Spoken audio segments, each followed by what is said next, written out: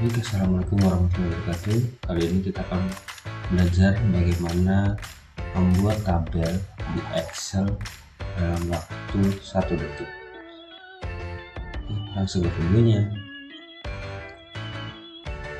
Baik, kita buka Excel dulu ya. Seperti biasa, kita buat blank sheet.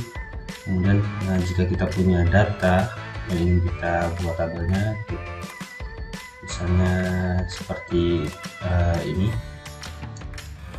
sudah ada data, jadi kita membuat tabel. Kalau secara biasanya kita membuat tabel itu kita blok dulu ya, lalu pilih tabel.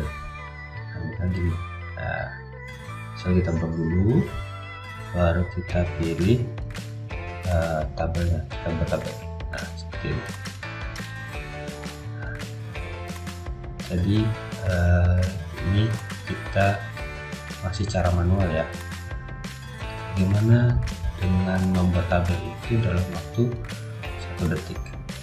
Sudah yang tabelnya, coba. Caranya adalah taruh sembarang active sheet-nya ya, diklik aja di bagian mana yang mau dibuat tabel, lalu kita ketikkan Ctrl T muncul seperti ini. Oke. Nah, hasilnya seperti ini ya. Bagaimana, hidup kan? Oke, terima kasih, semoga bermanfaat.